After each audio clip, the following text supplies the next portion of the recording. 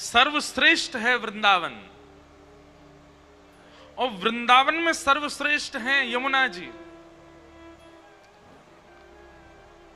और यमुना जी से भी ज्यादा श्रेष्ठ हैं श्री गोवर्धन, और गोवर्धन से भी ज्यादा श्रेष्ठ है राधा कुंड, श्याम कुंड और फिर राधा कुंड। आज लाखों की तादाद में लोग गोवर्धन में होंगे, राधा कुंड में स्नान कर रहे होंगे। भगवान ने वत्सासुर नाम के एक राक्षस का वध किया, जो कि वत्स के मतलब बछड़े के रूप में था वो राक्षस, लेकिन बनकर के बछड़ा आया था। ठाकुर जी ने देखा, बोले भेलूपिया बनकर के आया, राक्षस है लेकिन बछड़ा बन गया, तो भगवान ने उसका वध कर दिया। तो किशोरी जी नाराज हो गई। ठाकुर जी बोले आप हमसे नाराज क्यों हो गए? बोले आप गौ चालक बनते हो, गौ रक्षक बनते हो, गौ सेवक बनते हो, बछड़ा मार दिया। बोले वो बछड़े के रूप में है तो वो राक्षस। तो हमारी किशोरी जी बोली कुछ भी हो, था तो बछड़े के रूप में ना, आपको नहीं मारना था। अब आप हमसे दूर रहो, हम आपसे बात नहीं करेंगे। तो ठाकुर जी बड़े मनाने लगे। तब किशोरी जी बोली नवीन कुंड का निर्माण आप करो और उस कुंड में स्नान करो, तब आप पवित्र होगे, तब हम आपसे मिलेंगे। तब ठाकुर जी ने कृष्ण कुंड का निर्माण किया, जिसको श्याम कुंड भी कहते हैं। तो किशोरी जी ने जब कुंड को देखा तो बोली हमें आप पे भरोसा नहीं है, हम स्वयं एक कुंड का निर्माण करेंगे। तब किशोरी जी ने अपने कंगन से खोद खोद करके कुंड बनाया, वही है राधा कुंड। कहा अब इसमें स्नान करो। तब उसमें स्नान जब ठाकुर जी ने किया, तब किशोरी जी ने उनका स्पर्श किया, तो आज के दिन वह कुंड प्रकट हुआ। ब्रज में जब भी जाइए, हम लोगों की गति पता कहां तक है? हम बिहारी जी चले जाते हैं, राधा वल्लभ जी चले जाते हैं, राधा रमण जी चले जाते हैं, और फिर हमारी गति थोड़ी नीचे आ जाती है तो हम चाट भल्ला खा लेते हैं, लस्सी पी लेते हैं, वापस पेड़ा लिए वापस। हमारी गति यहीं तक रहती है ब्रज में।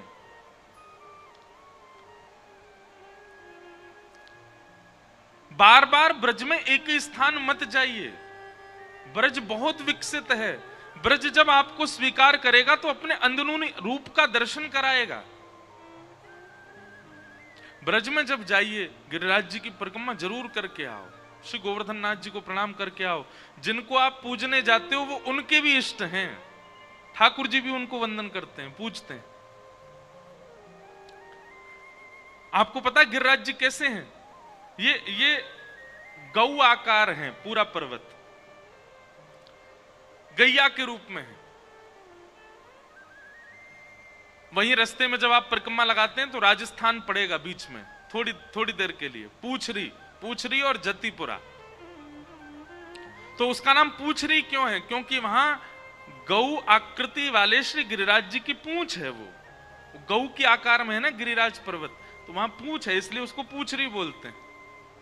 वहां पूछरी के लौठा विराजमान है, जिनकी हम रोज जय जयकार करते हैं, पूछरी के लौठा की।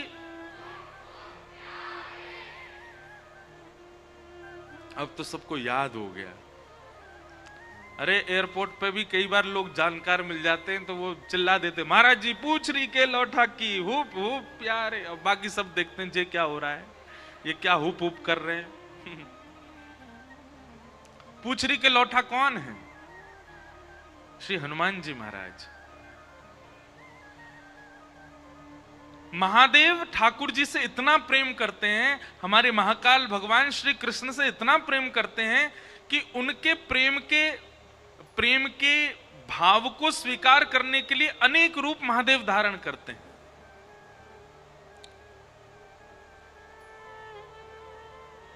ठाकुर जी का सेवा का भाव प्राप्त हो सके, इसीलिए महादेव ने श्री हनुमान जी का रूप धारण किया।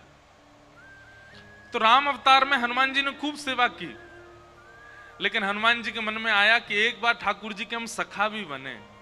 तो वही हनुमान जी द्वापर में श्री कृष्ण के परम सखा बन करके आए, और गिरिराज जी में उनका स्थान है पूछरी के लौठा। तो वो क्या करते थे? ठाकुर जी गैया चराने गिरिराज जी पे जाते तो गैया चढ़ती थी, ठाकुर जी क्या करते थे? बोले पूछरी के लौटा हनुमान जी के पास जाकर के मल्ल युद्ध सीखते थे, कैसे मल्लों को परास्त करना है। तो श्री हनुमान जी ठाकुर जी को बैठा करके सिखाते थे कि बड़े बड़े मल्ल सामने आए तो उनसे कैसे कुश्ती करनी है, कैसे उनको पछाड़ लगानी है। जब भगवान ब्रज छोड़ करके जा रहे थे, सब ब्रजवासियों से कह के गए मैं परसों आ जाऊंगा, तो हनुमान जी भी आए। बोले अब कुश्ती सीखने नहीं आओगे? बोले नहीं, आपकी सिखाई कुश्ती से ही कंस को परास्त करने जाएंगे हम। बोले अब कब लौट के आओगे? बोले हम जल्दी आएंगे। तो बोले मैं कहां जाऊं? बोले आप गिरिराज जी पूछरी पे ही विराजो, मैं जल्दी लौट के आऊंगा। आज भी पूछरी के लौटा वहां प्रतीक्षा कर रहे हैं कि श्री ठाकुर जी आ रहे होंगे।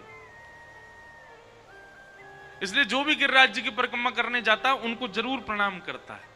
श्री हनुमान जी महाराज वहां विराज रहे हैं।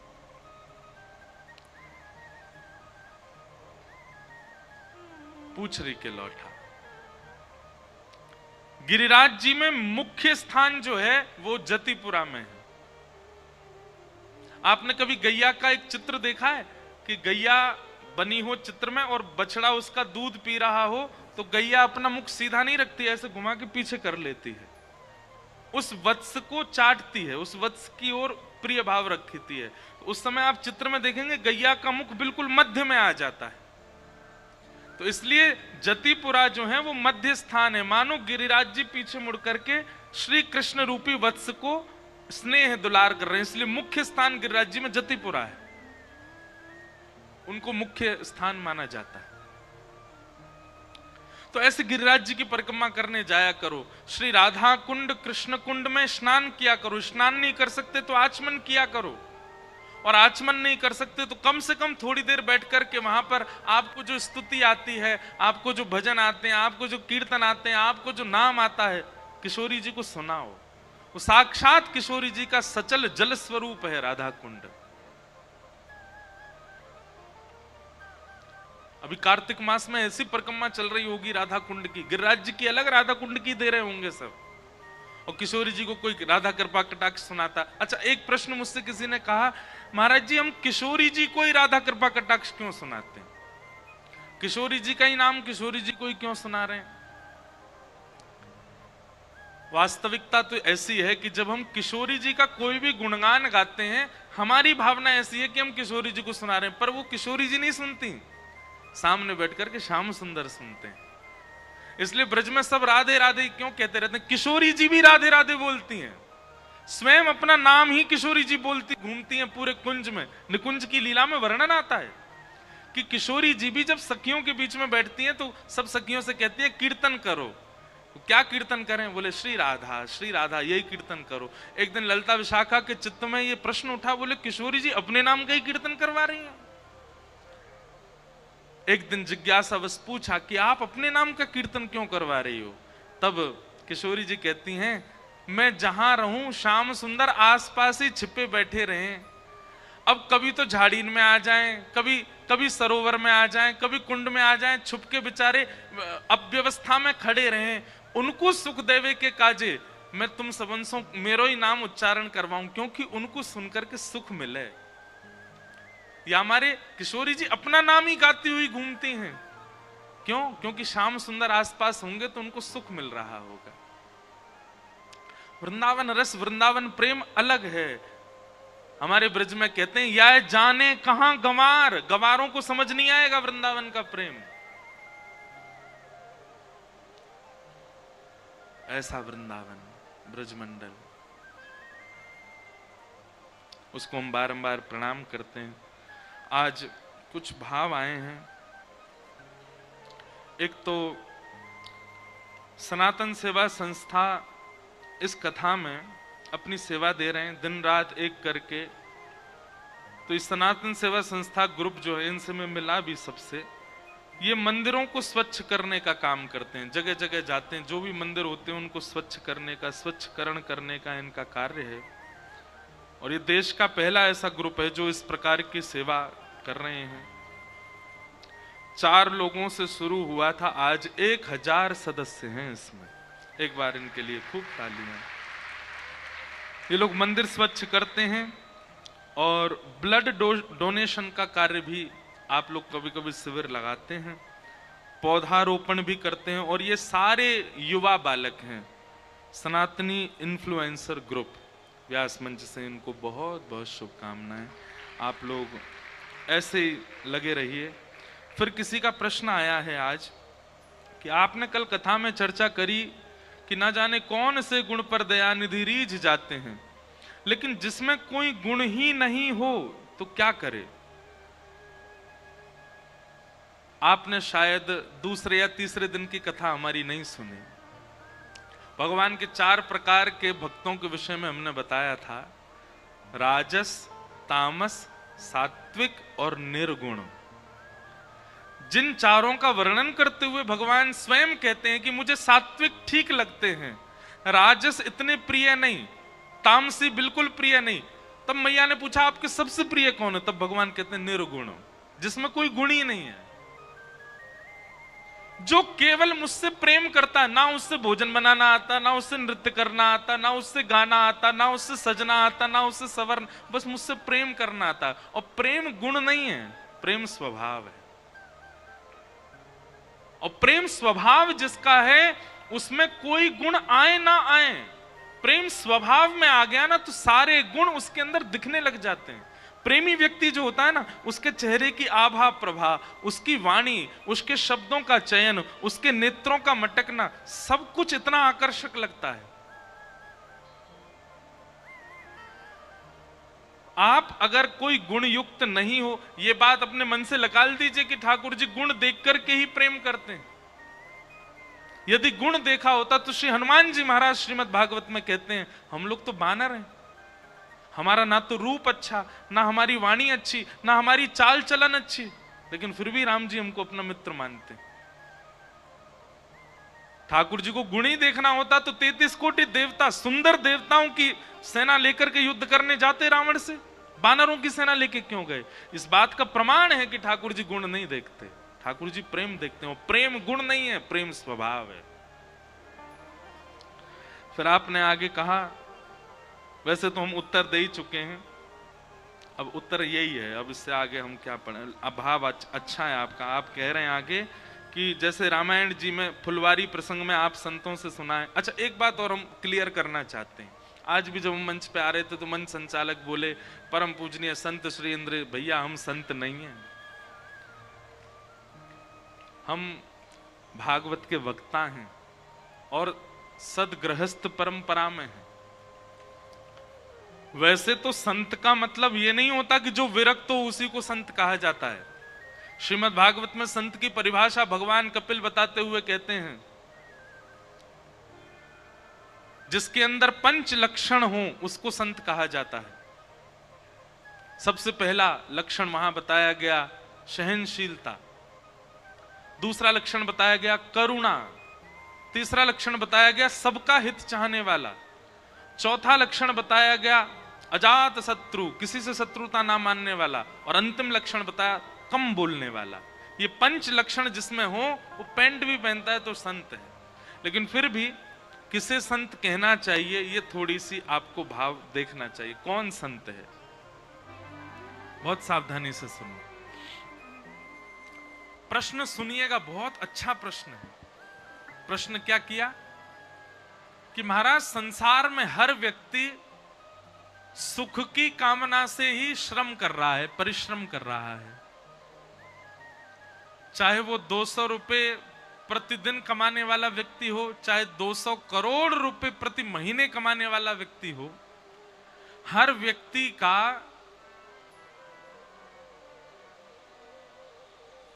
अंतिम भाव क्या है अपने श्रम के पीछे? कि मुझे सुख मिले। 200 रुपए कमाने वाला भी यही चाहता है कि मुझे सुख मिले, और 200 करोड़ वाला भी चाहता है मुझे सुख मिले, लेकिन ना तो 200 करोड़ वाला सुखी, ना 200 रुपया वाला सुखी। क्यों? ये प्रश्न है। इतना परिश्रम करने के बाद भी व्यक्ति सुखी क्यों नहीं है?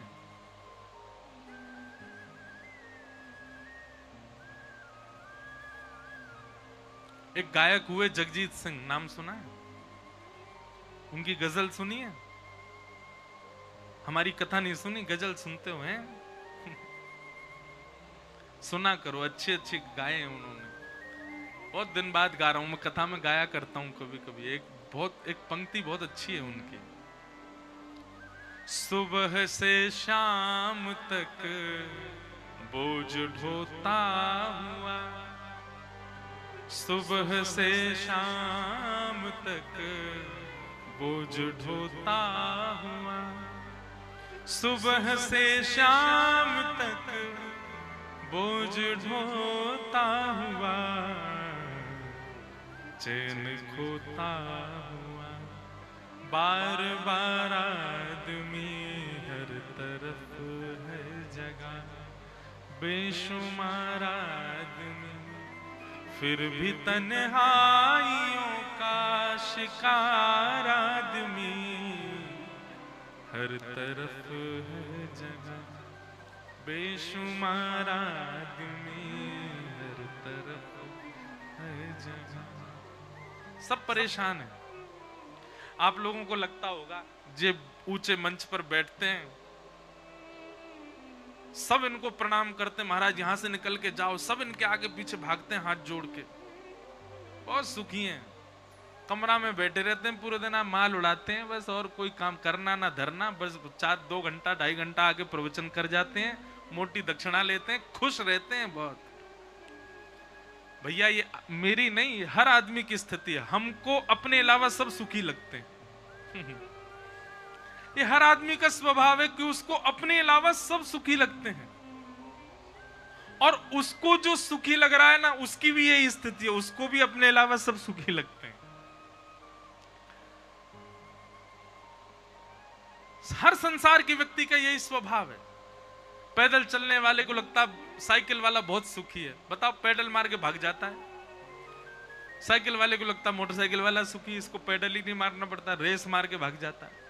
मोटरसाइकिल वाले को लगता है गाड़ी वाले सुखी, धूप नहीं ताप लगती है इनको, एसी में बैठे रहते हैं। गाड़ी वालों को लगता है महंगी गाड़ी वाले सुखी, कंफर्टेबल ही जाते हैं। महंगी गाड़ी वालों को लगता है चार्टर प्लेन वाले सुखी हैं, हमको हवाई जहाज बुक कराना पड़ता है, 4 घंटा में वहां पहुंचते हैं। चार्टर वाले कहीं भी बैठते हैं, कहीं उड़ जाते हैं। सबको यही लगता है। और चार्टर में बैठा हुआ व्यक्ति, उसको ये लगता है झोंपड़ी में रहने वाला कितना सुखी है, ज्यादा इस पर कोई टेंशन ही नहीं है इसके सिर पे, छोटी सी झोंपड़ी उसमें रहता है। हर व्यक्ति को एक दूसरा सुखी लगता है, पर सुखी कोई नहीं है। सुखी कौन है? आप सबको ये पंक्ति याद है, मेरे साथ गाओ। दीन कहे धनवान सुखी, धनवान कहे सुख राजा को भारी, राजा कहे महाराजा सुखी, महाराजा कहे सुख इंद्र को भारी, इंद्र कहे चतुरानन को सुख, ब्रह्म कहे सुख विष्णु को भारी, पर तुलसीदास विचार कहे, हरि भजन बिना सब जीव दुखारी।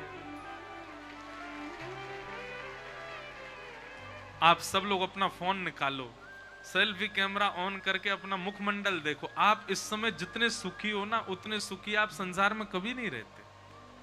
कथा में बैठे हुए आप जितने सुखी हो, हरि का भजन करते समय जितने आप प्रसन्न हो, कथा सुनते हुए आप जितने प्रसन्न हो, ये मूवमेंट है आपका। इससे ज्यादा सुख आपको अपने 100 वर्ष की आयु में कभी नहीं मिल सकता। आप जब जब हरि शरण में जाओगे, हरि शरणागति ग्रहण करोगे, तब तब आप सुखी हो, और वो सबसे बड़ा सुख है आपका।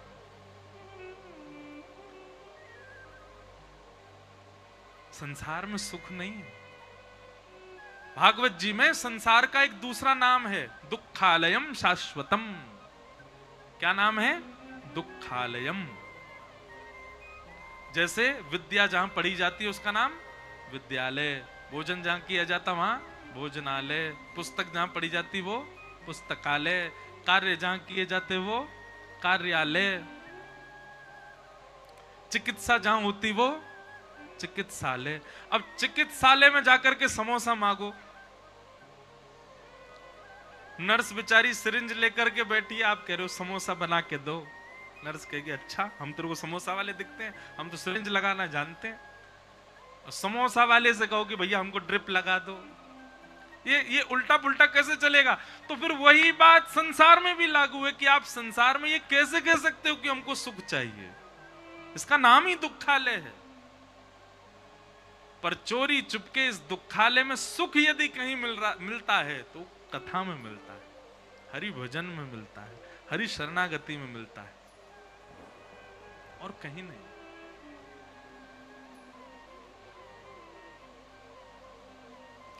लेकिन ये तो बात मैंने अपने मन से बता दी, लेकिन इस प्रश्न का उत्तर क्या है भागवत जी में कि भाई सुख के लिए संसार में सब दौड़ रहे हैं, तो फिर उसको सुख क्यों नहीं मिलता? इसके दो उत्तर हैं। पहला उत्तर क्या है? बोले पहला उत्तर भगवान कह रहे हैं यही माया है। व्यक्ति जो चाहे उसको मिल जाए तो ऐसा व्यक्ति आलसी होता चला जाएगा, वो कर्म नहीं करेगा। फिर संसार कैसे चलेगा अगर व्यक्ति कर्म ना करे? तो व्यक्ति कर्म करता क्यों है? व्यक्ति प्रगतिशील रहता क्यों है? व्यक्ति लगा क्यों रहता है? क्योंकि वो जो चाहता है वो उसको मिलता नहीं है, इसलिए वो लगा ही रहता है, करते करते करते करते भाई कभी तो मिलेगा, कभी तो मिलेगा, कुछ तो मिलेगा, और मिल भी जाता है तो उसके चित्त में अपूर्णता रहती है, नहीं और चाहिए, इससे भी ज्यादा चाहिए। तो भगवान कहते हैं कि संसार में हर व्यक्ति दुखी इसलिए क्योंकि वो जो चाहता है वो उसको मिलता नहीं है, और यही मेरी माया है। यदि व्यक्ति जो चाहे वो, अब एक बात सुनो, सब धनवान हो जाएं, सब करोड़पति हो जाएं, संसार कैसे चलेगा बताओ? कानपुर में सब खरबपति हो जाएं, क्या होगा फिर? कुछ नहीं, परेशान हो जाएंगे हम लोग। क्यों? क्योंकि हर व्यक्ति को अपनी किसी भी कार्य को करने के लिए अपने नीचे 1, 2, 5, 10, 100 लोग चाहिए जो उससे थोड़े नीचे हों, वही कर पाएंगे काम। लेकिन सब समान ही हो जाएंगे, फिर करेगा कौन? सब समान हो जाएंगे तो फिर एक दूसरे को कोई पूछेगा नहीं, भजेगा नहीं, और एक दूसरे से लड़ते झगड़ते एक दिन पूरा विश्व सर्वनाश कर देंगे एक दूसरे का।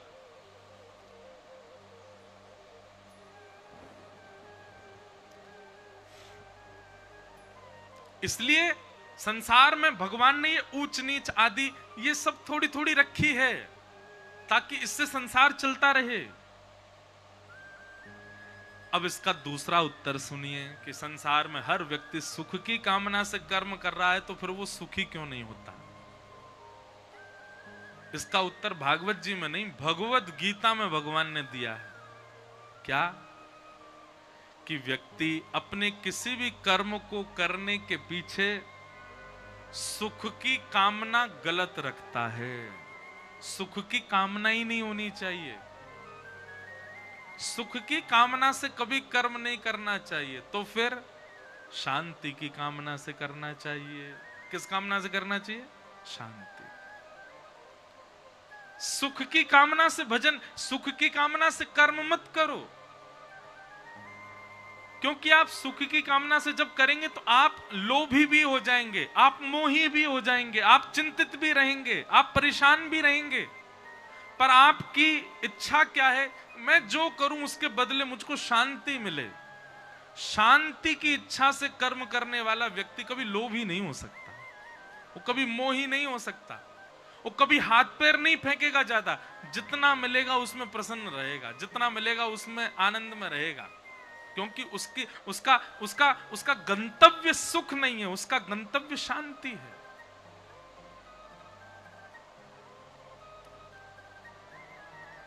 इसलिए संसार में सब भगवान ने एक जैसा नहीं बनाया, सब विलग विलग बनाया। इस प्रकार सृष्टि का प्रसंग करते हुए बताया। पृथ्वी बना करके ब्रह्मा जी ने सबसे पहले इस पृथ्वी पर प्रथम मानव के रूप में स्वयंभू मनु को भेजा। स्वयंभू मनु की पत्नी का नाम है शत्रुपा। ये ब्रह्मा जी के दो अंग ही हैं, बाम अंग से शत्रुपा, दाहिने अंग से स्वयंभू मनु हुए। इनके 3 पुत्री 2 पुत्र हुए। और अब जो यहां प्रसंग सुनाया गया, इनकी बड़ी पुत्री जिसका नाम है देवहूति, देवहूति का विवाह कर्दम ऋषि से हुआ और इनके यहां भगवान कपिल का जन्म हुआ। बोलो कपिल भगवान की। और यहां अब कपिल देवहूति संवाद सुनाया गया। देवहूति माता के प्रश्नों का उत्तर भगवान कपिल दे रहे हैं। उन प्रसंगों को यहाँ कहा गया, उनको हम प्रणाम मात्र करते हैं। प्रसंग बहुत ज्यादा हैं आज, सबको प्रणाम करते करते हम आगे चले। हम सारे प्रसंग फिर भी छू लेते हैं कहीं ना कहीं पर। हम जो भी उत्तर देते हैं, जो भी भाव कहते हैं, सब भागवत से ही देते हैं। लेकिन अभी क्रम पकड़ने के लिए थोड़ा विषय आगे लेके चलेंगे। आगे भागवत जी में ध्रुव जी की कथा आती है। नन्हे से बालक ध्रुव जी, जिन्होंने अपनी 5 वर्ष की अवस्था में भगवान के दर्शन कर लिए। अब प्रसंग कथा सबको पता है कि ध्रुव जी को भगवत दर्शन कैसे हुआ। इसमें भी एक विशेष बात सुनो। ध्रुव जी महाराज को इतनी कम अवस्था में केवल 4 महीने के भजन में भगवान मिल गए। 4 महीने के भजन से, जैसे ही 4 महीने के भजन से भगवान मिले तो ध्रुव जी महाराज की बात सुनकर के बड़े बड़े ऋषि संत क्रोधित हो गए, भगवान पर नाराज हो गए। बोले हम 100 वर्षों से भजन कर रहे हैं, कोई 1000 वर्ष से भजन कर रहा है, कोई गंगा जी में खड़े होकर भजन कर रहा है, कोई पेड़ पे लटक के भजन कर रहा है, कोई हिमालय पे जाके भजन कर रहा है, आप हम लोगों को तो मिलते नहीं। एक राजा का बेटा, कम अवस्था का बालक, उस पर इतनी दया आ गई, आप 4 महीना में मिल गए उसको। भगवान से सब संत नाराज हो गए। इतने में भगवान प्रकट हो गए और प्रकट होकर के कहा, काय बात को आप लोग नाराज हो? बोले भगवान आप पक्षपाती हो, बड़े कुल खानदान का बेटा है, छोटी अवस्था का है, इसलिए आपने उसको 4 महीने में दर्शन दे दिया। हम लोगों को 400-400 साल हो गए, हमको दर्शन नहीं दिए। भगवान बोले आप सब लोगों के पीछे जो नदी है उसका दर्शन करो। सब संतों ने पीछे नदी को देखा तो उस नदी में बहुत सारी हड्डियां बह रही थी। संतों ने कहा ये सब क्या है? बोले ये ध्रुव जी ना जाने कितने जन्मों से मेरा भजन करते करते अपने प्राण त्याग देते थे। ये उन्हीं के ही पूर्व जन्मों की असंख्य जन्मों की हड्डियां हैं। ये अंतिम जन्म जो उनका हुआ वह भी उन्होंने मेरे भजन में पूरा व्यतीत कर दिया। केवल 4 महीने शेष रह गए थे मेरी प्राप्ति में। वही ध्रुव जी महाराज अपने अंतिम जन्म में एक राजा के यहां पर जन्मे और अपने 4 महीने की भजन जो शेष रह गया था उसको बाल अवस्था में पूर्ण किया, मेरी प्राप्ति कर ली। ये तो रही एक बात। दूसरी बात भगवान क्या कहते हैं? मेरी प्राप्ति के लिए भजन की अवधि कितनी है, वर्ष कितना है, समय कितना व्यतीत करते हैं मेरे भजन में, यह विशेष बात नहीं है। पर जितना समय व्यतीत करते हैं उतने समय में उत्कंठा कितनी है, उतने समय में लालसा कितनी है, उतने समय में तड़फन कितनी है मेरी प्राप्ति की, मैं ये देखता हूं। समझ में आई बात? आप 4 घंटा बैठ के भजन करते हो तो आपको भगवान मिलेंगे? बिल्कुल नहीं। लेकिन आप 4 मिनट बैठ करके करते हो, पर 4 मिनट में यह भी भूल जाते हो कि हम कानपुर में हैं, यह भी भूल जाते हो कि मैं कौन हूं, मैं कहां से हूं, मैं क्या हूं, बस जो भी हूं ठाकुर जी का हूं। साक्षात भगवान की परम प्राप्ति के लिए परम प्रेम रूपी समुद्र में डूब करके उनका भजन करने लगते हो तो आपका 4 मिनट भगवत प्राप्ति के लिए काफी है। और 4 घंटा करते हो पर 4 घंटा में फोन भी चला रहे हैं, व्हाट्सएप भी देख रहे हैं, जो भी कर रहे हैं, इस घर के इधर उधर भी काम, बस सबको दिखाने के लिए 4 घंटे बैठते हैं हम, कोई फायदा नहीं उसका। मैं ऐसे कितने लोगों को जानता हूं, वो हर कथा में आते हैं मेरी में, बुरा नहीं मानना, पर उन पर कोई परिवर्तन नहीं है, वो जैसे थे वैसे ही हैं अभी भी, तो क्या फायदा कथा सुनने का। और कैसे इतने लोगों को भी जानता हूं कि कथा में किसी को छोड़ने आए थे, किसी ने कहा भाई हमको छोड़े आओ कथा में, तुम उसी रास्ते से जा रहे हो, किसी को छोड़ने आए थे तो मन में सोचा इतनी भीड़ बैठी है सुनने को, देखें तो सही क्या है, और आके बस पीछे खड़े खड़े कथा सुन रहे थे। खड़े खड़े कथा सुनी 10 मिनट, 10 मिनट में ये परिवर्तन हुआ तो पूरा जीवन ही परिवर्तित हो गया। तो किसी व्यक्ति का पूरा जीवन निकल जाता कथा सुनते सुनते तो परिवर्तन नहीं होता। तो कहने का अभिप्राय क्या, आप कितना समय ठाकुर जी को देते हो वो जरूरी नहीं, पर जितना देते हो उतना देने में आपकी तड़फन कैसी है, उत्कंठा कैसी है, व्याकुलता कैसी है, वो विशेष होता है भगवत प्राप्ति।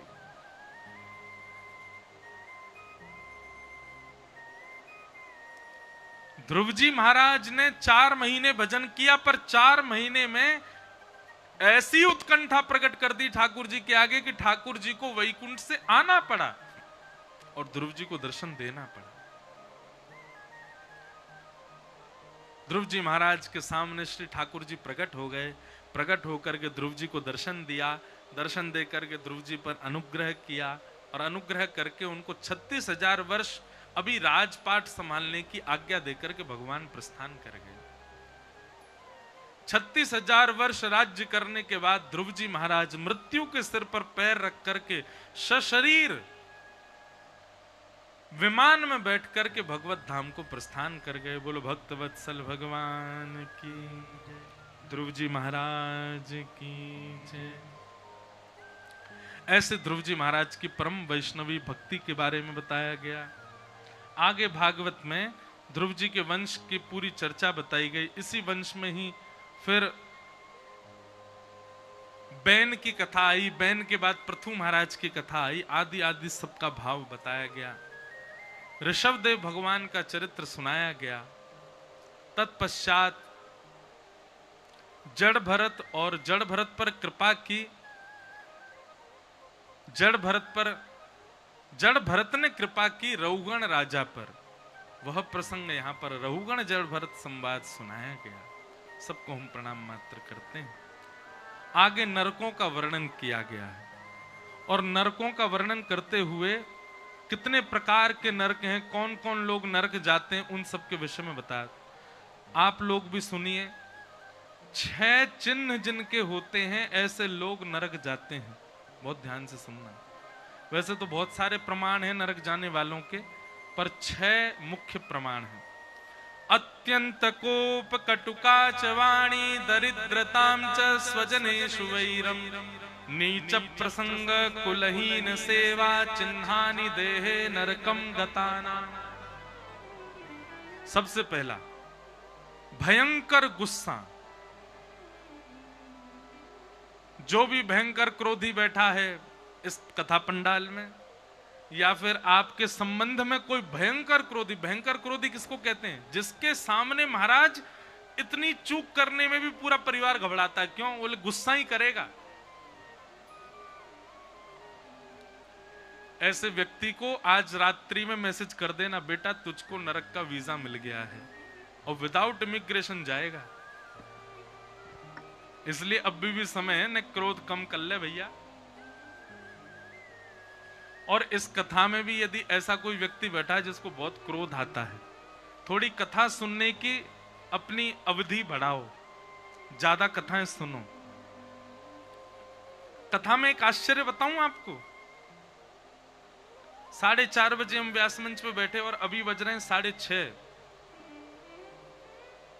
पिछले 4 साल में ये बीते हुए 4 दिन में 2-2 घंटे 3-3 घंटे ऐसे निकले कि आपने फोन ही नहीं चलाया, आप बोले ही नहीं, आप मौन रह के पूरी कथा सुन रहे हो। बोलते तो कई लोग हैं बीच में, आपस में बातचीत भी कर लेते हैं, पर आपने एक चीज देखी, आप 4:30 बजे 6:30 बजे तक मौन बैठे हो, आप बोले ही नहीं रहे, आप सुन रहे हो बस।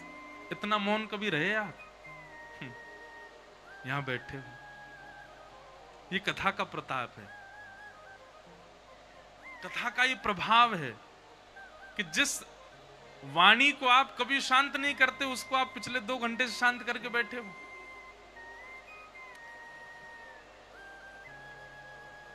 तो कथा में यह भी सामर्थ्य है, मौन रहने वाले व्यक्ति का क्रोध कम होता है। आप यदि खूब कथा सुनोगे, मौन रहकर चुप रहकर के कथा श्रवण करना प्रारंभ हो, धीरे धीरे आपका क्रोध कम हो जाएगा। पर हमने ऐसे भी मौनी देखे हैं। एक मौनी है, वो पता क्या करते हैं, उनको बहुत क्रोध आता है, पर वो चातुर्मास जब आता है तो मौन रहते हैं। वो क्या करते हैं, जब उनको क्रोध आता है तो जिस पे क्रोध आता है उसको बोलते हैं उसको पास बुलाते हैं। अब बोल तो सकते नहीं तो उसको गाली लिख करके पेज में देते हैं, ले। वो सामने वाला पढ़ता है, बोले ये मुझको दे रहे हो? बोला हाँ। ऐसे मौन का भी क्या फायदा? ऐसे ऐसे मौनी है संसार में। पर भयंकर क्रोध यदि आपको आता है तो गारंटेड है कि नरक में आपका स्थान नियुक्त हो चुका है। समय से पहले अपना क्रोध कम कर लो, नहीं तो जाना पड़ेगा। अत्यंत कोप पहला लक्षण है नरक जाने वाले व्यक्ति का। अच्छा, भयंकर गुस्सा का एक और रूप बताएं, जिसका क्रोध आया और थोड़ी ही देर में, थोड़ी देर मतलब ज्यादा से ज्यादा आधा घंटा भी नहीं हुआ और उसका क्रोध शांत हो गया, ऐसा क्रोधी व्यक्ति फिर भी बच जाएगा। पर किसी बात को लेकर के 1 दिन, 2 दिन, 3 दिन, 4 दिन, 1 सप्ताह, महीना निकाल दिया, क्रोध ही कम नहीं हो रहा, गारंटेड है नरक जाएगा। अत्यंत कोप। दूसरा लक्षण क्या है नरक जाने वाले का? कटुकाच वाणी, जिसकी वाणी मीठी नहीं है, बोलता है तो ऐसा लगता है मानो जैसे डंडा मार रहा है क्या। और या फिर कई लोगों के स्वभाव होता है कि वो सीधी सीधी बात भी करते हैं तो बिना गाली दिए बात नहीं करते, गाली दे के बात करते हैं, बात बात पर गालियां देते हैं। ऐसा कोई व्यक्ति परिवार में, मित्रता में या यहां पे कोई बैठा हो, समझ जाओ भैया आपको नरक जाना पड़ेगा। क्यों? क्योंकि आप अपनी वाणी का दुरुपयोग कर रहे हो। और या फिर किसी को भी कुछ भी, ये इस प्रकार से बोलने वाले लोग, मैं तो जो होता है मुंह पे बोल देता हूं, मैं तो जो होता है उसके मुंह पे कह देता हूं, मेरे से पेट में नहीं रहती। ये स्वभाव अच्छा नहीं है कि आपके जो मन में आता है आप मुंह पे बोल देते हो, ऐसा ये स्वभाव उचित नहीं होता। ऐसे व्यक्ति को नरक दर्शन करना पड़ता है। क्यों? आप अपने स्वभाव के चलते कितने लोगों का हृदय दुखाते हो, कितने लोगों के हृदय को पीड़ा देते हो। मैं तो जो होता है मुंह पे बोल देता हूं। क्यों बोलते हो मुंह पे? कोई आपको बोल दे तो आपको सहन नहीं होता। इसलिए वाणी थोड़ी सी मधुर रखो, वाणी थोड़ी सी मीठी रखो, गाली गलौज ज्यादा मत दो। और ज्यादा मत दो क्या, दो ही मत, देनी क्यों है?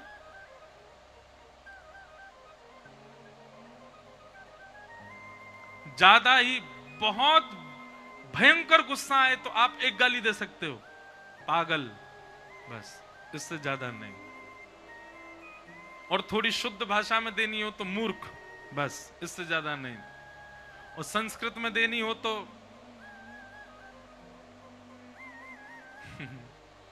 हम कथा इसलिए कर रहे हैं कि आपको ये सिखाएं क्या बोलना है।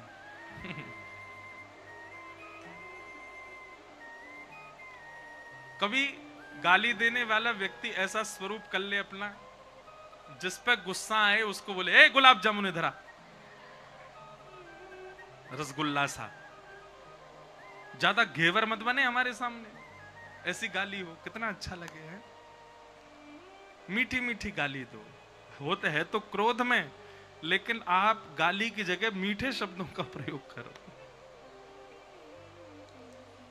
हम अपनी प्रशंसा नहीं कर रहे हैं, पर हम व्यास मंच पे बैठ के सत्य बोल रहे हैं। हमारे मुख से कभी गाली नहीं निकलती, गाली दे ही नहीं पाता मैं, देना चाहता भी नहीं, कभी नहीं, कितना भी क्रोध आ जाए, नहीं। और ये नहीं होना, ये बहुत बड़ी कृपा है ठाकुर जी की कि आपके मुख से मजाक में भी गाली नहीं निकले। अगर किसी का तकिया कलाम बन चुका है गाली दे के बोलने का, तो भैया उसको कह देना तू भी नरक जाने वाला है। अत्यंत कोप, कटुकाच वाणी, और तीसरा है नरक जाने वाले का लक्षण दरिद्रताम च।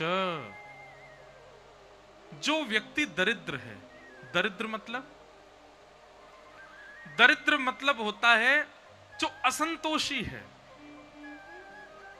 जितना ठाकुर जी दे रहे हैं उसमें संतोष नहीं है उसको,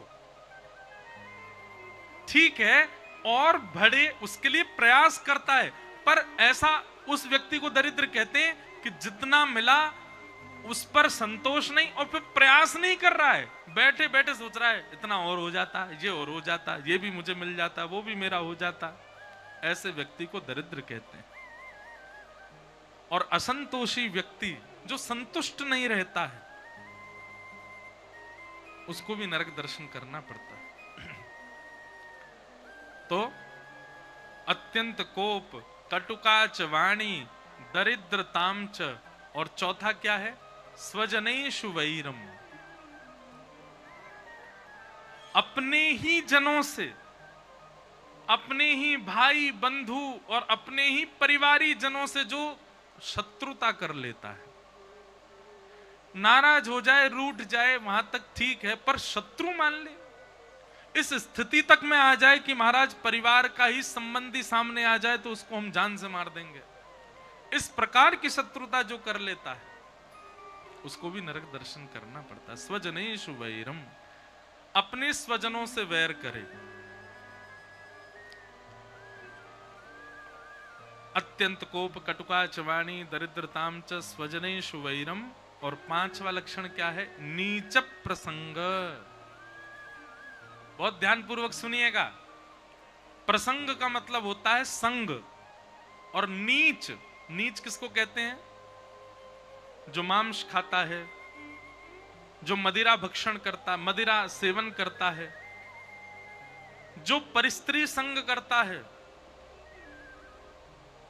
इस प्रकार के जितने भी पाप हैं, इन सब पापों को करने वाले का नाम नहीं लिया गया है। बहुत ध्यानपूर्वक सुनिएगा। परिस्त्री संग करने वाले, पर पुरुष संग करने वाली, भक्ष भक्ष खाने वाले, बालकों के साथ दुराचार करने वाले, किसी का धन हड़पने वाले, किसी के साथ गलत कर, ये उन लोगों के नाम नहीं है यहाँ पे। ये तो बहुत बहुत फाइन क्वालिटी के पापी हैं, इन लोगों का नाम थोड़ी है यहाँ पे। यहाँ तो उन लोगों का नाम है जो सुधरा हुआ जीवन जी रहे हैं, पर कुछ ऐसा करते हैं जिसकी वजह से उनको नरक जाना पड़ेगा। ये वो 6 लोग हैं। यहाँ पर उन लोगों का नाम नहीं जो गैया खा जाते हैं, यहाँ पर उन लोगों का नाम नहीं जो अविला नारियों के साथ गलत करते हैं, यहाँ पर उन लोगों का नाम नहीं है जो दूसरों के साथ छल, वो तो नरक, उनने जीते जी नरक बना रखा अपना जीवन। यहाँ तो उन लोगों का नाम है जो जीवन जी रहे हैं ठीक तरीके से, लेकिन गलतियां करते हैं, उन लोगों का नाम लिखा है यहां। तो क्या कह रहे हैं? नीच प्रसंग, मदिरा पान करने वाला, मांस भक्षण करने वाला, परिस्त्री संग करने वाला, दूषित कर्म करने वाला, वो तो नरक जाएगा ही जाएगा, पर उसके संग उठने बैठने, खाने पीने, सोने, हंसने वाला, खुद कुछ गलत नहीं करता है पर जिसके संग रहता है वो सारे गलत काम करता है, उसको भी नरक जाना पड़ेगा। उसको भी नरक जाना पड़ेगा। नीच प्रसंग। अब इसमें कई लोगों के प्रश्न आ जाते हैं, महाराज जी हमारे परिवार का व्यक्ति ऐसा है, आप उसका साथ थोड़ी दे रहे हो। यहां उन लोगों के लिए कहा जा रहा है जो उसको साथ देते हैं, उसके संग हंसते खेलते बैठते हैं। हम गलत नहीं खाएंगे, हाँ हमारा मित्र खाता है उसको खाने दो, आपको भी जाना पड़ेगा। हम तो डूबेंगे सनम, तुमको भी ले डूबेंगे। खुद तो जाएगा, आपको संग लेके जाएगा नरक में। नीच प्रसंग कुलहीन सेवा। और अंतिम लक्षण क्या है? कुलहीन सेवा। कुलहीन सेवा का मतलब जिसने अपने माता पिता का त्याग कर दिया, जो अपने माता पिता के साथ गलत व्यवहार करता है, जो अपने माता पिता, भाई बंधु, परिवार के जनों को त्याग चुका है और सबके साथ दुर्व्यवहार करके अपना संबंध बिगाड़ चुका है, ऐसे व्यक्ति को जो अपना आश्रय प्रदान करते हैं, कुलहीन सेवा, कुल से हीन व्यक्ति की जो सेवा करते हैं उनको भी नरक जाना पड़ता है। कोई माता पिता से गलत बोलता है, माता पिता पर प्रहार करता है, माता पिता को गाली गलौज करता है, ऐसा बालक, और उसकी तुम सहायता करते हो, उसके तुम मित्र हो, तुमको भी नरक जाना पड़ेगा। ये 6 चिन्ह हैं नरक जाने वालों के। पर श्रीमद् भागवत जी में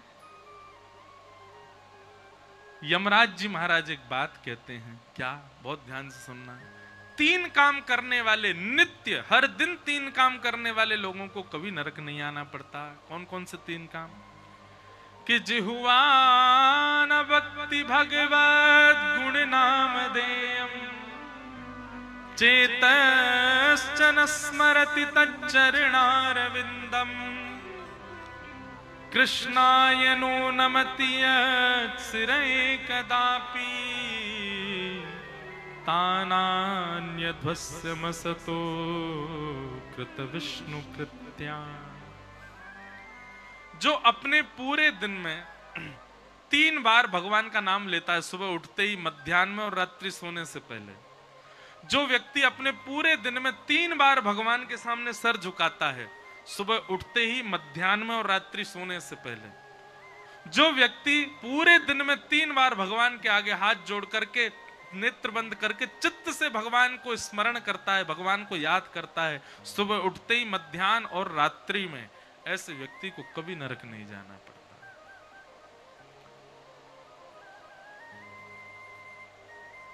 लेकिन घूम फिर के बात यहीं आ जाती है, इन सब के साथ में आचरण की शुद्धि बहुत जरूरी है। आपका कर्तव्य, आपका आचरण, आपका व्यवहार, आपका स्वभाव, आपकी क्रिया वो शुद्ध नहीं है, फिर कितने आप भगवान को भजते रहो, फिर कुछ नहीं होने वाला। भाई स्कूल जाते हो लेकिन पढ़ते नहीं हो, क्या फायदा? केवल अटेंडेंस पूरी कराने जा रहे हो, present sir, present sir, present sir. 365 दिन में से महाराज 300 दिन बालक आपका स्कूल आता है, पर एग्जाम में क्या रहा? 0/0। क्या फायदा? स्कूल जाता है किस लिए? बोले ऊधम मचाने जाता है। ठीक वैसे ही जो भगवान को तो याद करते हैं, पर अपना आचरण शुद्ध नहीं कर रहे हैं, अपना जीवन शुद्ध नहीं कर रहे हैं, अपनी विचारधारा शुद्ध नहीं कर रहे हैं, 0/0, आपका स्मरण भी 0 है, कोई फायदा नहीं। महाराज दुनिया के लोग तो देवालयों में जाके महादेव का अभिषेक करते हैं। महादेव तो स्वयं जाते थे लंका और जाके वेट करते थे।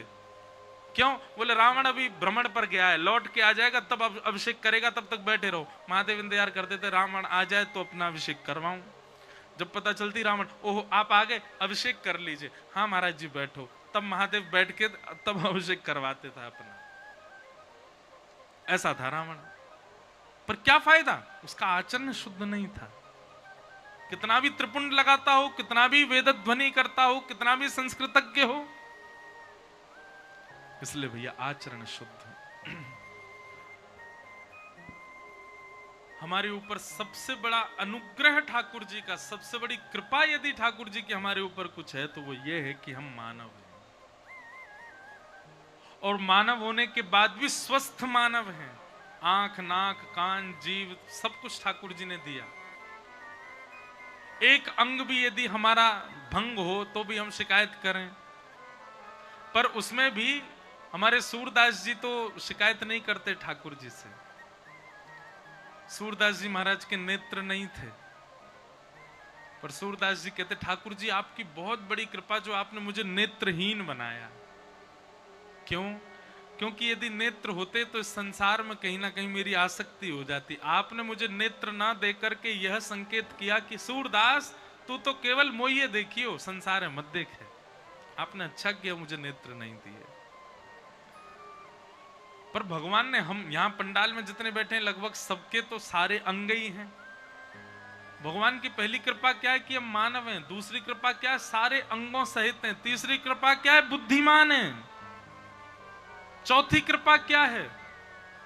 हम सब बलवान हैं, हम सबके पास योग बल है कुछ भी करने का, फिर भी हम भगवत प्राप्ति नहीं कर पा रहे। इससे बड़ा दुर्भाग्य क्या होगा? इस प्रकार नरकों का वर्णन किया गया। आगे भागवत जी में फिर वृत्रासुर की कथा सुनाई गई, और वृत्रासुर की कथा के उपरांत, वृत्रासुर की कथा के पश्चात प्रहलाद जी का चरित्र सुनाया। हिरण्यकश्यप नामक राक्षस के यहां पर भक्त वैष्णव प्रकट हो गया। ये बात जरूरी नहीं है कि माता पिता वैष्णव होंगे तो ही बालक वैष्णव हो। कई बार कुल को उद्धार करने के लिए ठाकुर जी अनुग्रह करके किसी वैष्णव को भेज देते। लेकिन एक बात निश्चित है, मां के अंदर यदि 1% भी वैष्णवता होगी तो बालक में वैष्णव गुण आएगा ही आएगा। पिता से आए ये जरूरी नहीं है। मां से जरूर आता है। हिरण्यकश्यप भले ही राक्षस थे, पर उनकी माताजी, उनकी पत्नी कयाधु, उनके चित्त में कहीं ना कहीं भक्ति भाव था। इसीलिए भक्त प्रहलाद परम वैष्णव हुए। एक बात आपको बताएं, पुरुषों में भक्ति कम होती है माताओं की अपेक्षा। पुरुष व्यसनी ज्यादा होते हैं माताओं की अपेक्षा। पर अभी युग बदल रहा है। उस दिन घोर कलयुग मान लीजिएगा जिस दिन पृथ्वी पर सभी माताएं व्यसनी हो जाएंगी, सभी बहनें व्यसनी हो जाएंगी, सारे भोग व्यसन उनके चित्त में आ जाएंगे। पुरुषों के समान व्यसन को भोगना माताओं की प्रवृत्ति हो जाएगी। वेस्टर्न में कभी जाइएगा, आपको दुर्भाग्य से कभी विदेश जाना पड़े, मैं देश का नाम नहीं लूंगा, पर अभी मैं कहीं गया था तो वहां हमको बता रहे थे, बोले महाराज जी यहां सबसे ज्यादा मदिरा पान करने वालों की संख्या में माताएं हैं। यहाँ सबसे ज्यादा मद्यपान करने वाली संख्या जो है वो माताओं की है। सुनकर के थोड़ा आश्चर्य सा हुआ। ठीक है, अब थोड़ा थोड़ा तो हमारे भारत में भी शुरू हो गया है, बड़े बड़े सिटीज में देखने को मिल जाता है। लड़का लड़की ब्याही इसी शर्त पर कर रहे हैं कि दोनों पीते हैं। लड़का को 100 लड़कियां दिखा दी, पसंद ही नहीं आ रही। क्यों? सब सारे बायोडाटा में यही लिखा रहता, पीती तो है ही नहीं, हमको तो पीने वाली चाहिए। ओहो, एक जगह ब्याह हो गया। क्यों? बोले दोनों ही पीते हैं। सबको पता नहीं है ये बात, पर अंतरंग भाव से दोनों ने जब एकांत में बात की, तुम क्या पढ़ते हो, तुम क्या करते हो, क्या पसंद है क्या नहीं पसंद है, करते करते बात, फिर आए थोड़ी पी लेते हो, हाँ कभी जभी, और तुम, हाँ मैं भी पी लेती हूँ। ओहो, तो माता पिता को हाँ बोल दो, दोनों रात में पिया करेंगे। आजकल कुंडली मिले नहीं मिले चलेगा, माता पिता राजी है नहीं है चलेगा। जो व्यसन लड़का करता है वो यदि लड़की भी करती है तो दोनों की जरूर शादी हो जाएगी, दोनों साथ में व्यसन करेंगे। दुर्भाग्य है। पर कयाधु जो हैं, मतलब हिरण्यकश्यप की पत्नी, उनके चित्त में भक्ति भाव था। कयाधु गर्भवती थी जिस समय हिरण्यकश्यप हिमालय पर तप करने के लिए गए, ब्रह्मा जी से वरदान मांगने गए थे, अमर हो जाऊं मैं। उसी समय कयाधु ने नारद जी का स्मरण किया और नारद जी ने आकर के गर्भ में बालक है उस अवस्था में कयाधु को भागवत धर्म सुनाया। और उसी की कृपा, उसी का अनुग्रह ये हुआ कि कयाधु के गर्भ से भक्त प्रहलाद का जन्म हुआ। हम एक बात अपनी कथा में बहुत वर्षों से कहते आए हैं कि मां का बालक के जन्म के बाद उसकी परवरिश करने से बालक सुधरेगा नहीं। मातृ गर्भ में जब बालक है उस समय मां की जैसी स्थिति होगी वैसा बालक हो जाएगा। 9 महीने मां को ध्यान रखना है अपना, जब बालक गर्भ में हो उस समय अपने आचार विचार भोजन सब शुद्ध कर ले, बालक शुद्ध होगा। और उसी का परिणाम की घनघोर राक्षस राजा, राक्षस राज हिरण्यकश्यप के यहां पर परम भक्त प्रहलाद जन्मे। क्योंकि कयाधु ने अपने गर्भ के समय पर 9 महीने तक जो आचरण किया है उसी का परिणाम हुआ कि प्रहलाद जन्मे। फिर उस बालक को चाहे कैसी संगत दे दो, कैसी स्थिति दे दो, कैसी परिस्थिति दे दो, वो बिगड़ेगा नहीं, हाथ से निकलेगा नहीं, अगर 9 महीने मां ने अपना ध्यान रखा है तो। प्रहलाद जी महाराज को दानव विद्यालय में पढ़ाया जाता था, दानवों के बीच में रखा जाता था, भक्ष खाने वाले लोगों के बीच में प्रहलाद जी रहते थे, लेकिन फिर भी प्रहलाद जी ने अपने भक्ति भाव का त्याग नहीं किया। जो लोग बहाना दे देते हैं, हम तो कानपुर में रहते हैं, हम तो दिल्ली में रहते हैं, हम तो मुंबई में रहते हैं, वहां कैसे शुद्ध भोजन करें, वहां तो खाना पड़ता है। प्रहलाद जी कैसे खा लेते थे? उनके तो माता पिता ही, उनके तो चाचा ताऊ ही सारे भक्षी थे। फिर भी प्रहलाद जी अपने भक्ति आचरण का पालन करते थे। मन में विश्वास था। एक दिन पिता ने गोद में बैठा करके पूछा, प्रहलाद कोई अच्छी बात बताओ। तो प्रहलाद जी महाराज कहने लगे, तत्साधु मन्ये सुरवर्य देहिनाम सदा समुद्विग्न धियाम सद्गृहात् हित्वात्मपातं गृहमन्धकूपं वनं गतो यद्धरिमाश्रयेत। पिताजी, ये संसार एक अंधा कुआं है, हम सब इस अंधे कुएं में गिरते जा रहे हैं। इसलिए समय अंधे कुएं में गिरने से पहले, मृत्यु प्राप्त होने से पहले पहले वनम गतः, वन जाकर के हरि का भजन करना चाहिए व्यक्ति को। ये बात सुनते ही क्रोध आ गया हिरण्यकश्यप को। हरि का नाम लेता है, भगवान का नाम लेता है। सैनिकों को आज्ञा कर दी, मैं कैसे भी इसको मृतक देखना चाहता हूं। हर प्रकार का प्रयास कर लिया, पर जाको राखे साइया मार सके ना कोई। प्रहलाद जी का कोई बाल बाका नहीं कर पाया। अंत तो गत्वा, सबने जाकर के हिरण्यकश्यप से कह दिया, हमने सारे प्रयास कर लिए, आपका बालक मरता नहीं है। एक दिन विद्यालय में बैठे बैठे प्रहलाद जी महाराज ने कीर्तन किया। उस कीर्तन में सारे वैष्णव कीर्तन करने लगे। कीर्तन ध्वनि सुनकर के हिरण्यकश्यप दौड़े दौड़े आए और आकर के उन्होंने प्रहलाद पर प्रहार किया। प्रहार करते ही कहा, तेरा हरि कहां है बता, पहले उसको मारूंगा फिर तुझे मारूंगा।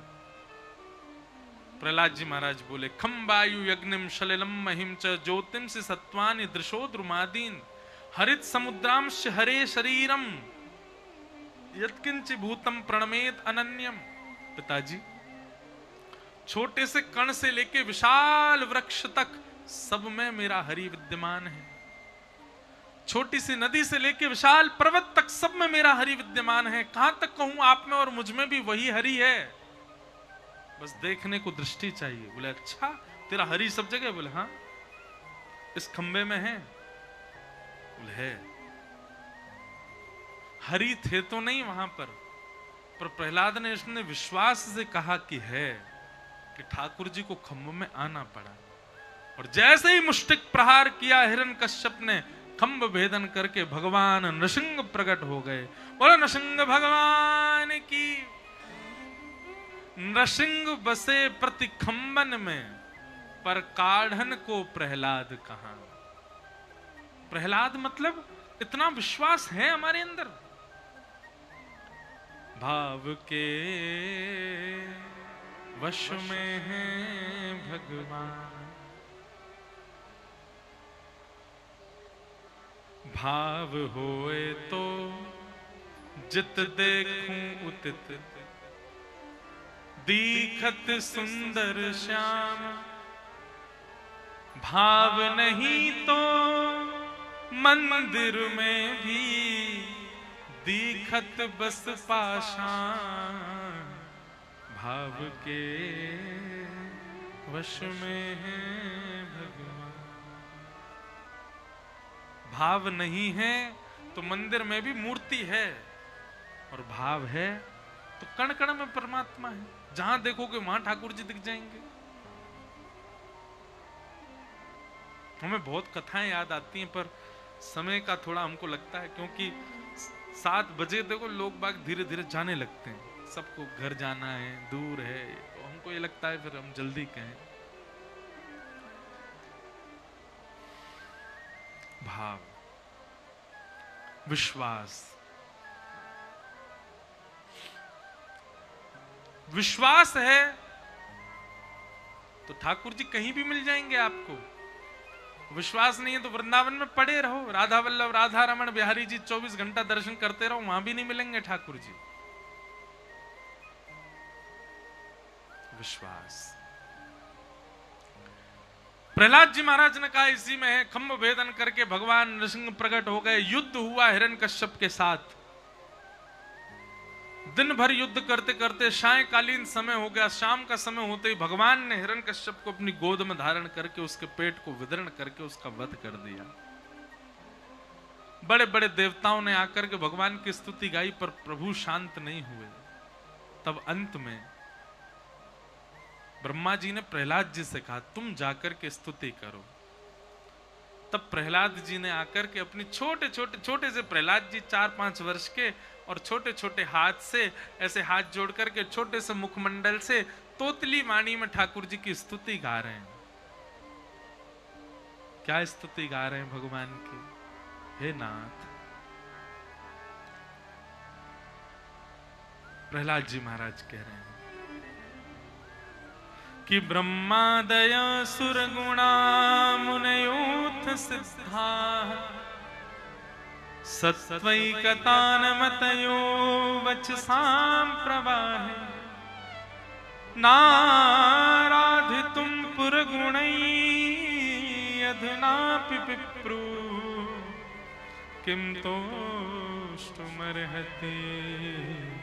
समे हरिरुग्र जाते।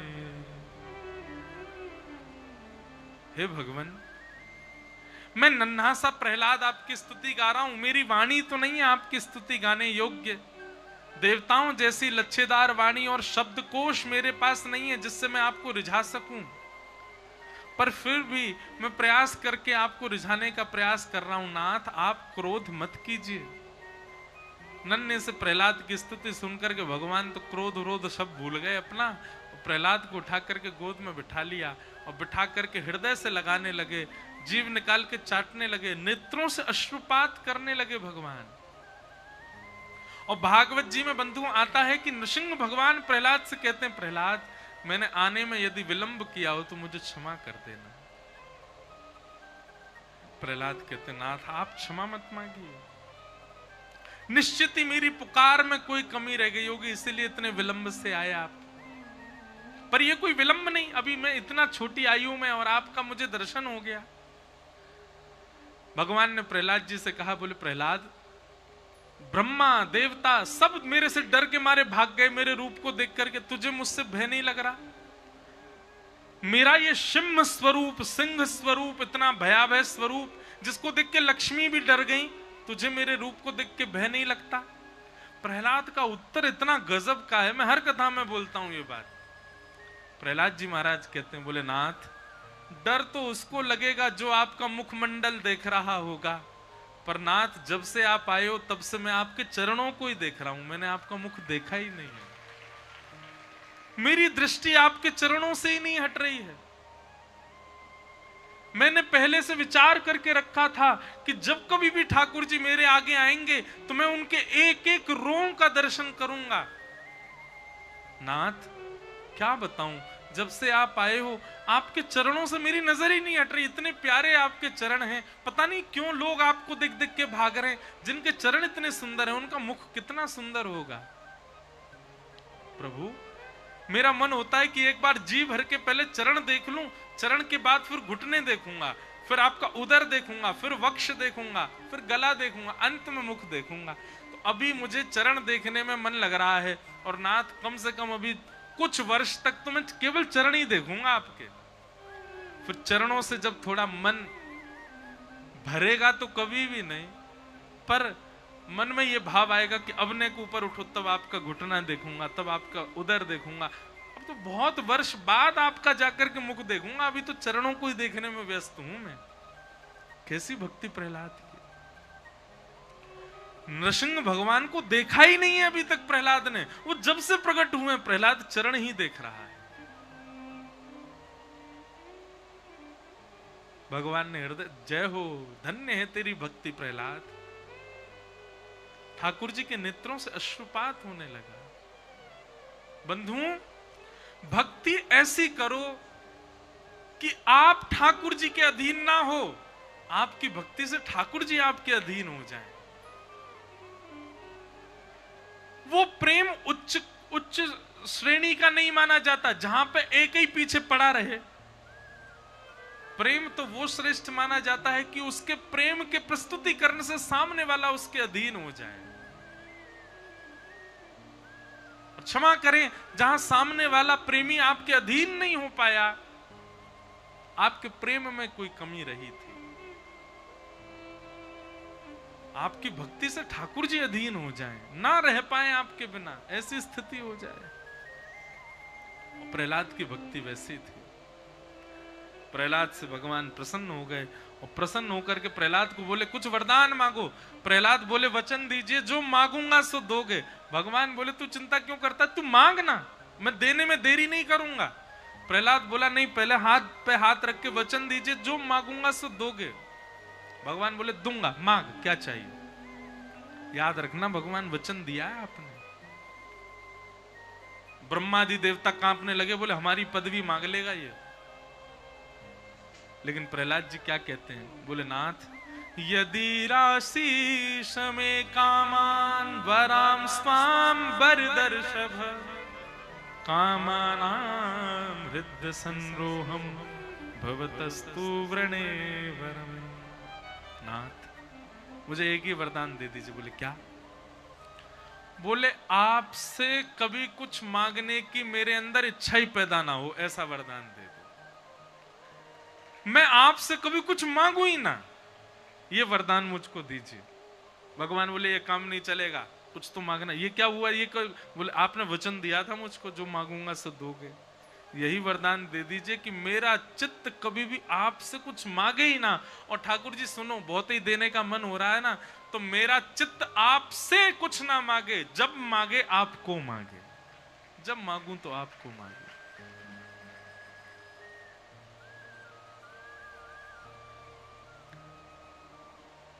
मानो प्रहलाद की भक्ति पर नरसिंह भगवान कह रहे हो, प्रहलाद और कितनी बार मुझको अपना अपना प्रेमी बनाओगे। तुम्हारी हर बात मुझको तुम्हारे प्रति आसक्त कर रही है। मेरा मन हो रहा है तुमको हृदय से लगा के अपने संगी वैकुंठ ले चलूं, इतना प्रेम हो गया मुझे तुमसे। बंधुओं, मैं कथा में एक बात कहा करता हूं, बहुत ध्यान से सुनिएगा।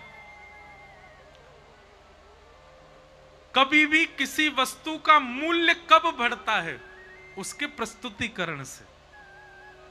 प्रस्तुतिकरण समझते हैं, उसके ऑफरिंग से। जैसे कि हम उदाहरण के रूप में देते हैं, समोसा आप बाहर ढकेल पे खाओ, कितने रुपए का मिलेगा, 10 रुपए का। और वही आप कानपुर में किसी 5 स्टार होटल में जाके खाओ, कितने का मिलेगा, 200, 400, 500 रुपए का। क्यों, किसमें भेद आ जाता है। समोसा वही, आलू वही, बाहर का मैदा वही, तला भी थोड़ा ठीक ठाक ऑयल में होगा, इतना। बल्कि ठेले वाला जो 10 रुपए का समोसा वो इतना बड़ा मिल जाएगा, 5 स्टार वाला इतना बड़ा मिलेगा, वो तो 400 रुपए का होगा। क्यों, क्योंकि वहां जिस तरीके से परोसा जाता है ना, उसका पैसा होता है। भक्ति भी ऐसी है। लोग बाग अपने घरों में मंदिर को स्थान देते हैं अलमारी में। ठाकुर जी कहां बैठेंगे, अलमारी में। आपके ऑफरिंग ही अलमारी की है। ठाकुर जी को अलमारी में बैठाता कोई। बालक जन्म लेते ही उसके लिए क्या लेके आएंगे, उसके लिए बड़ा वाला वो लेके आते, क्या बोलते हैं उसको, झूला लेके आएंगे, पलना लेके आएंगे, उसके लिए स्पेशल उसके कपड़े लेके आएंगे, गद्दा लेके आएंगे। क्यों, उसके प्रति हमारा भाव है, ये हमारा है। कभी सुना है कि किसी बालक को लाते अलमारी में धर दिया हो, उसका बिस्तर अलमारी में लगाया हो, कभी नहीं होता। क्यों, क्योंकि अपना है। माता पिता नीचे जमीन पर सो जाते हैं, बालक को ऊपर बिस्तर पर सुलाते हैं।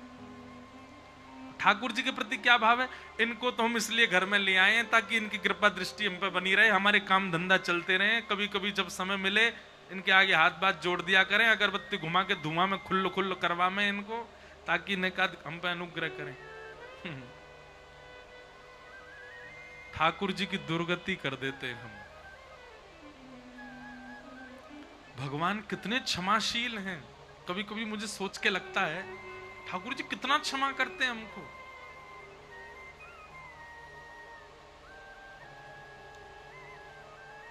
कुछ नहीं कहते, कोई बात नहीं, कर रहा है यही बहुत है।